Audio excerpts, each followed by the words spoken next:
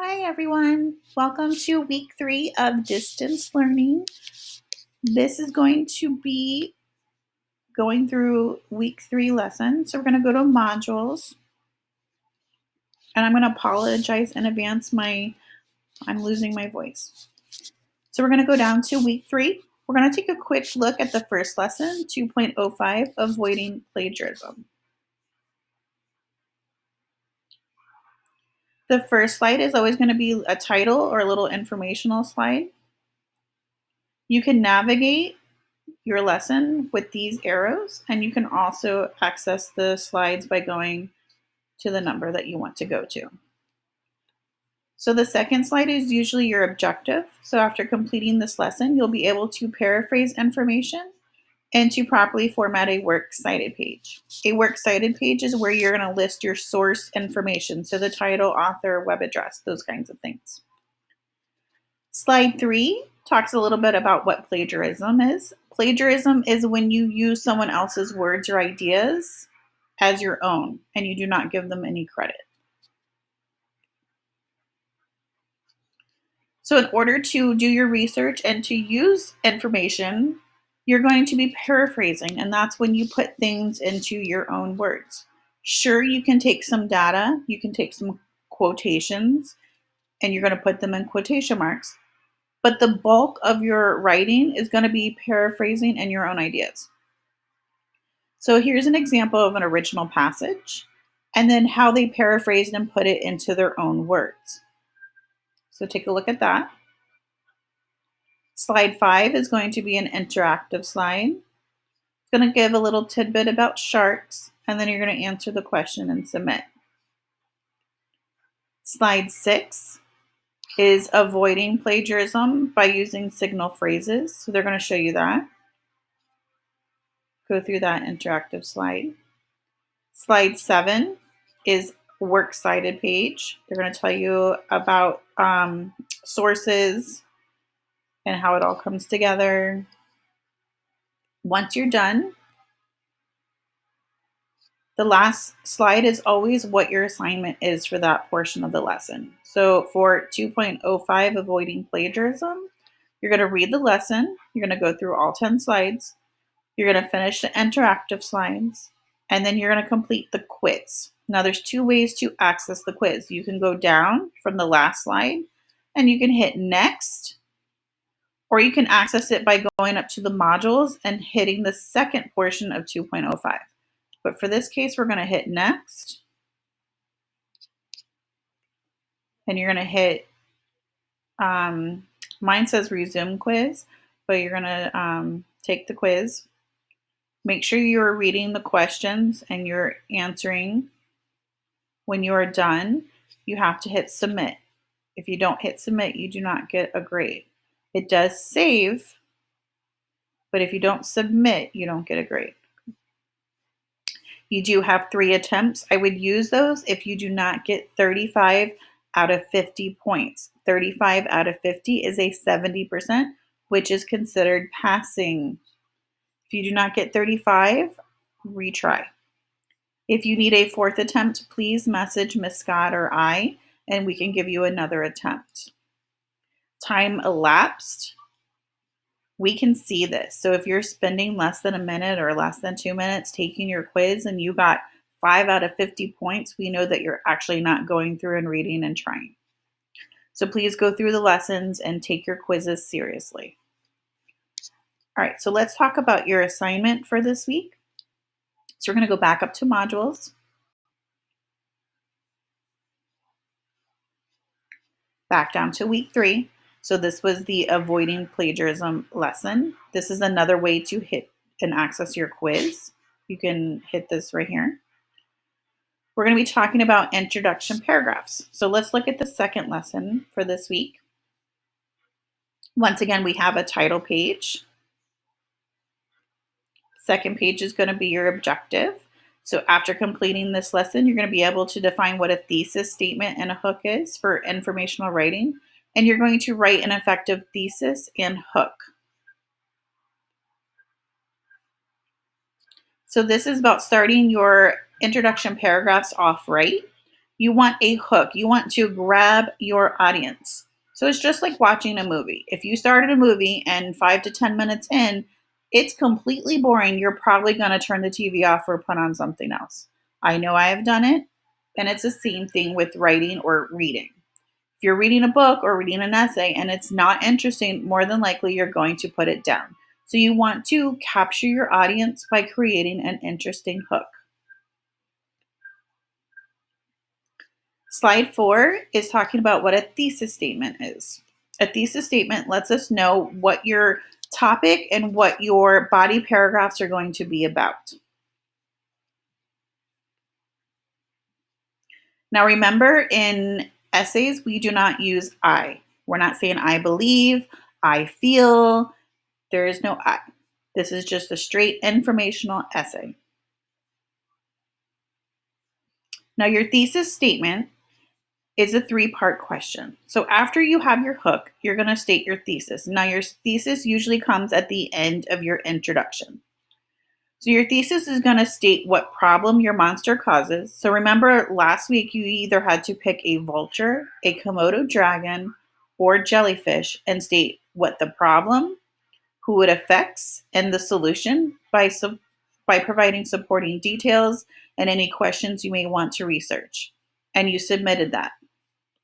This week you're writing an introduction regarding the monster that you picked. So you're going to talk about what the problem is. So if you're writing about Komodo dragons, you might say for your thesis, Komodo dragons are attacking people. This provides a problem for the human population, but there are several proven solutions. That might be an example.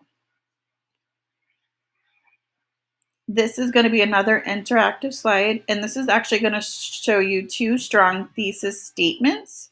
Now, these are examples for bed bugs and whales, and those are not one of your choices. Your choices was a Komodo dragon, a vulture, or a jellyfish.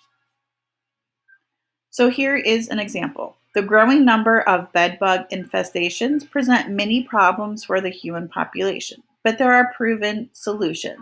So this is a good example of a thesis statement someone might use if they were talking about bed bugs. Okay, so here is the problem, the growing number of bed bug infestations. Here is who it is affecting, the human population, and we know that there are proven solutions. So this is a good 3-part thesis. Let's look at the next example. The decline of killer whales poses a threat to all sea life, but can be addressed with stricter laws, education, and preservation. So here we know what the problem is, the decline of killer whales. We know that it affects sea life. And the solution could be that there could be stricter laws, education, and preservation. So this is another good, strong thesis that provides all 3. The problem, who it affects, and that there is a solution. You don't want to be providing your data or your details in your introduction. You're going to save those for your body paragraphs. Slide 7 is setting your hook. Think of your hook as fishing. You want to grab your audience and you want to reel them into your thesis, okay? Slide 8 shows you how you can make a hook. So usually you start off by stating an interesting quote or fact, or you can give a little story, and that's called an anecdote. So here is an example of an introduction using bed bugs. Once again, not one of your choices. Using a little interesting, funny, or story. So for generations, parents have tucked their children into bed saying an old rhyme. Good night, sleep tight, don't let the bed bugs bite. They shut off the lights, listening for the giggles of their children's imagining cute little bed bugs, tickling them as they tried to sleep. But recent news stories have shed new light on these insects of the night. Bed bugs are very real and have been attacking people in greater numbers all around the world. The growing number of bed bug infestations presents many problems for the human population, but there are proven solutions. So this is a strong introduction paragraph. They hook us by giving us a cute little story about bed bug stories at night, and then they have their thesis statement that has the 3 parts. The problem, which is the growing number of bed bug infestations. Who does it affect? The human population, and that there is proven solutions. So let's take a look at another one. This is using a quotation. So they hide by day and creep out at night to feed on human blood. It will be a battle, but we can stop them. Although this sounds like a speech from a vampire movie, they are the words of bug expert Ted Graff. Mr. Graff was a guest speaker at the 2012 Bed Bug Summit. His comments were presented to a crowd of concerned people searching for a way to stop a serious issue. All over the world, bed bugs have been invading buildings in increasing numbers. The growing number of bed bug infestations presents many problems for the human population, but there are proven solutions. So once again, another strong introduction. But instead of using a cute little story about a nursery rhyme about bed bugs, they're giving a quote from one of the articles. Here we have the exact same thesis statement. Growing number of bed bug infestations presents the problem. It's affecting human population, but there are proven solutions, without providing any details about what those solutions are. Okay? So either choose a quote, an interesting fact, or give a little story about a vulture, Komodo dragon, or a jellyfish. Those are your three choices. Slide 9 is just putting it all together.